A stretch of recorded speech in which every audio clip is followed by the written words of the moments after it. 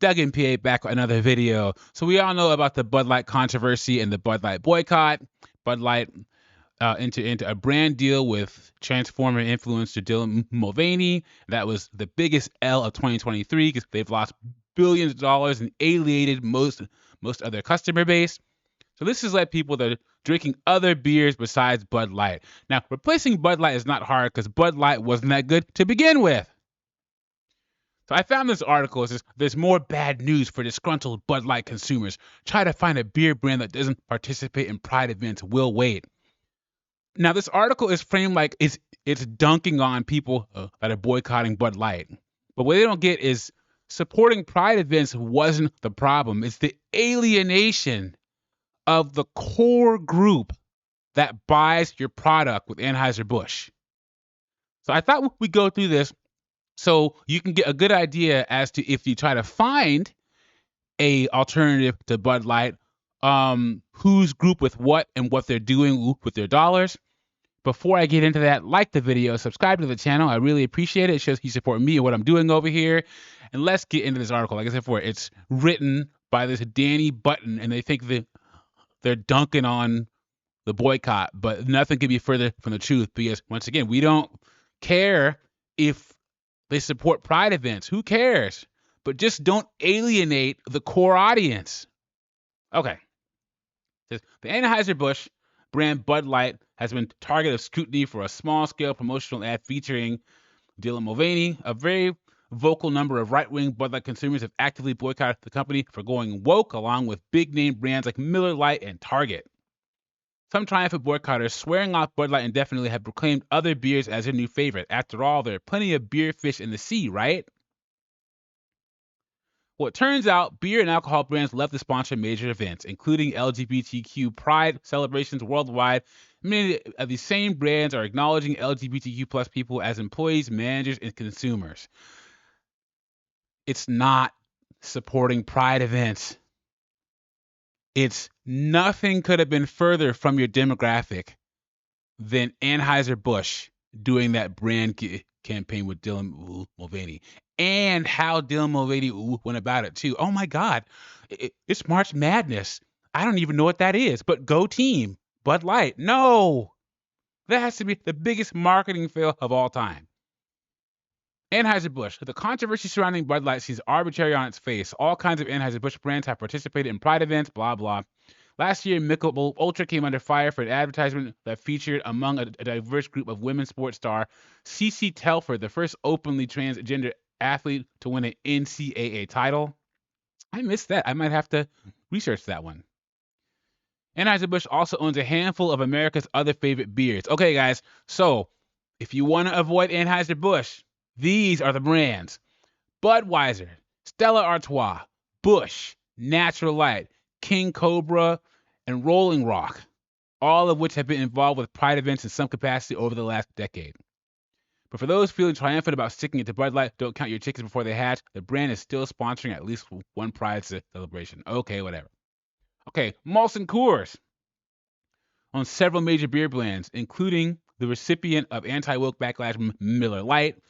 That if you guys haven't seen that women in beer Miller Lite commercial, it is bad. It's not as bad as good old Dylan, but it's pretty bad.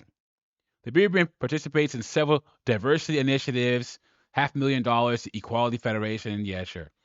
Meanwhile, the company's second most well-known American beer, the Coors brand, has a rich history of sponsoring Pride events. Additionally, Molson Coors owns, okay, so if you want to invoke stick it to Miller Lite, Blue Moon, Keystone, Milwaukee's Best, Still Reserve, and Mickey's Fine Malt Liquor. Okay, you guys taking notes? Make sure you know where your dollars are going, guys. When it comes to Constellation brands, when it comes to beer, liquor, and wines, you may not have heard of Constellation. I haven't heard of Constellation. I just know that Constellation owns Modelo because of a monopoly thing with Anheuser-Busch.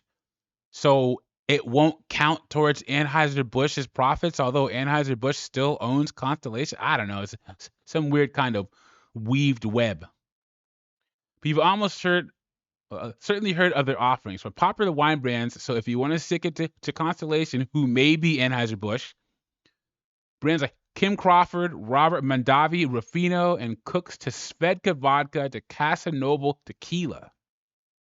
Constellation's wine portfolio also includes some of America's favorite Mexican-style beers, which includes Corona, Modelo, Pacifico, and Victoria beers. The company is also really big on DEI. They're also a great celebration, LGBTQ. And then Boston beer. In the last few months, if the last few months haven't taught us anything, it's a uniquely American branding can turn a beer into a symbol of conflict. And that if there's any beer that has a very American branding, it's Boston beer.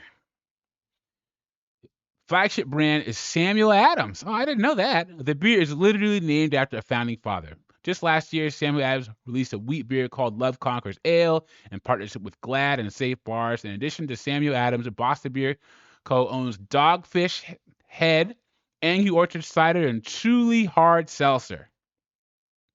Okay.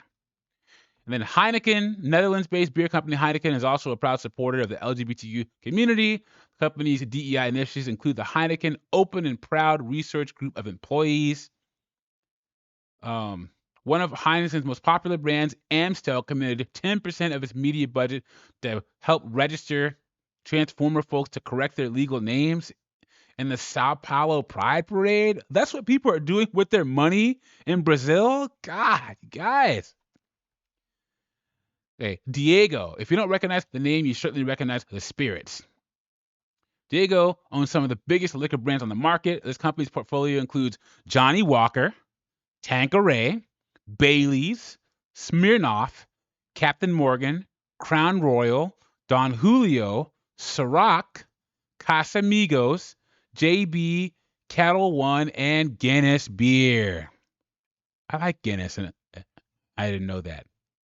As a company, Diego is about that pride life. As a beer, so is Guinness. In 2019, the beer brand sponsored the Union Cup, a non-professional gay rugby tournament. That's a thing? Ooh.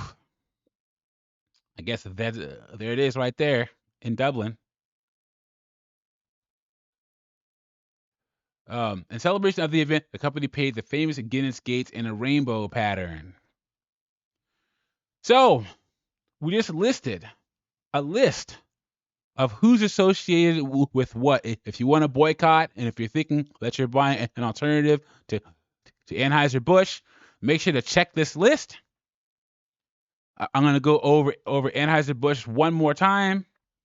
So, if you want to boycott Anheuser-Busch, Budweiser, Stella Artois, Busch, Natural Light, King Cobra, Rolling Rock, and then there's that weird thing with Constellation. Constellation owns Corona, Modelo, Pacifico, and Victoria beers. So just make sure you know where your money's going, guys. Keep the boycott going. I know that Bud Light is close to losing its number one spot, but it might lose it to Modelo, and Modelo is still kind of owned by Anheuser-Busch. Anyway, let me know what you think about this in the comments. Have you found a good local alternative beer if you're a former Bud Light drinker? Like the video, subscribe to the channel, and I will catch you on the next one.